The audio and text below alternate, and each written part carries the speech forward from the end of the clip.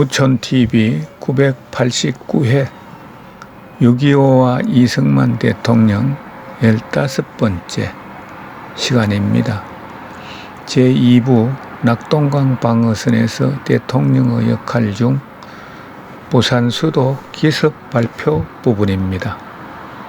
구독은 무료이니 구독과 좋아요 눌러주세요. 부산 수도 기습 발표 8월 18일 대통령은 공군의 김정열 장군을 불러 대구로 떠날 비행기를 대기시키라고 지시했다. 대통령은 오전 10시 45분 진해를 출발, 전투기 2대의 호위를 받으며 30분 후 대구에 도착했다. 대통령의 이번 여행은 아무에게도 알리지 않은 비밀이었기 때문에 대통령은 대구공항에서 시내로 돌아오는데 지퍼를 이용할 수가 있었다. 그런데 신 국방장관은 대통령이 탔던 비행기를 주선한 김 장군을 못이 꾸짖었다.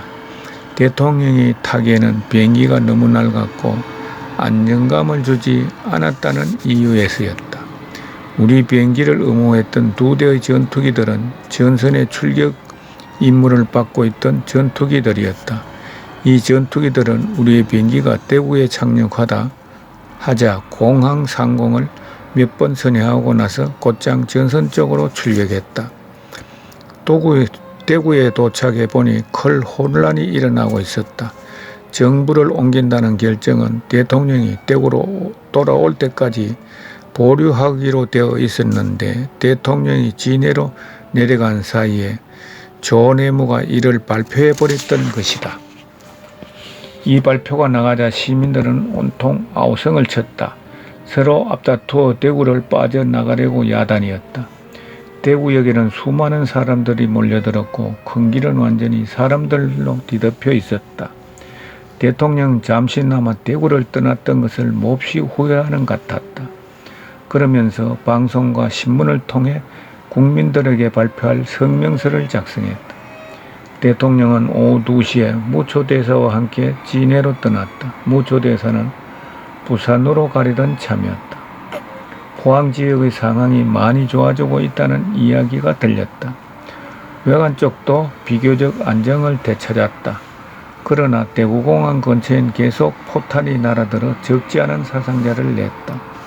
이날 저녁 진해 해군 통제부의 김대령은 우리 해군이 통영에 상륙한 후 고속 초계정을 동원 반대편에 있는 조그만 섬을 공격했다고 보고했다.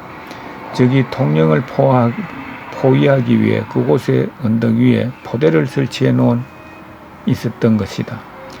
이러한 상황 속에서 대통령은 아군 측의 반격이 너무 약하고 그리고 너무 늦게 이루어지고 있다는 사실에 몹시 화를 냈다. 대통령은 적에게 직접 타격을 주지 않고 적이 지치도록 무작정 기다리는 작전을 쓴다면 그 사이에 적은 남한의 인력을 강제로 동원하여 아군 측에 대항해서 싸우도록 할 것이라는 결론에 도달했다. 이미 이용군으로 강제 동원된 서울의 우리 학생들이 아군에게 전쟁 포로로 잡히고 있지 않은가. 해서 소령이 와서 미군은 당분간 더 이상 진격을 하지 않을 것이라고 말했다. 그러면서 미군들은 크리스마스 때까지 서울을 탈환할 수 있을 것이라고 했다. 수개월 내로 서울이 탈환될 것이라는 이야기에 대통령은 크게 화를 냈다. 대통령은 수많은 사람들이 앞으로 다가올 겨울철에 어떻게 들판에서 노숙할 것이며 식량 사정은 어떻게 될 것인가 등을 몹시 걱정했다.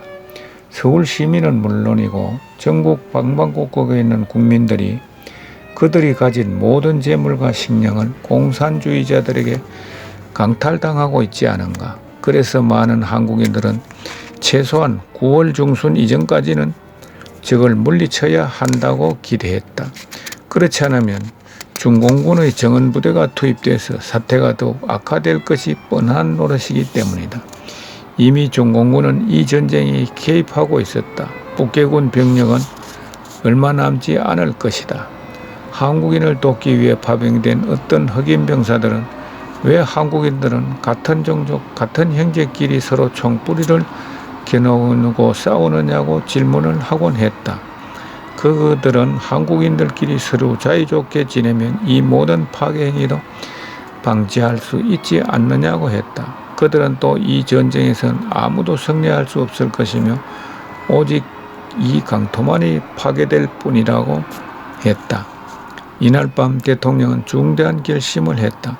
대통령은 도쿄에 있는 메가더 사령관에게 직접 찾아가 모종의 단판을 지으려고 결심한 것이다. 결심을 굳힌 대통령은 부산에 내려가 무초 대사에게 도쿄행 항공편을 주선하도록 요청해서 아침에 떠나 메가더와 회담한 후 아무도 모르게 돌아올 계획을 세웠다. 이 과정에서 이장대 4일 등 모든 공식 행사가 없을 것은 물론이다. 8월 19일 대통령이 비행기를 타고 진해에서 부산으로 가려던 계획은 비행기가 준비되지 않아 큰 차질을 빚었다.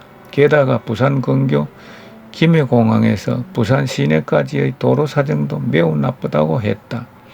그래서 우리는 아침 9시에 조그만 배를 타고 떠날 수밖에 없었다. 다행히 날씨가 아주 청명해서 선박여행은 그런 대로 견딜만 했다. 다만 조류와 바람 탓에 당초 계획보다 약간 늦어 정오가 다 되어서야 부산항에 도착했다.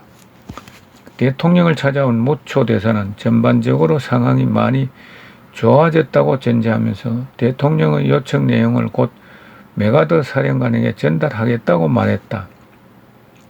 대통령이 끈질기게 요구하고 있는 것은 모든 한국군에게 즉시 무기를 공급할 것, 가능한 조속히 북진을 개시할 것, 무슨 일이 있어도 대구를 사수할 것 등 3개항이었다.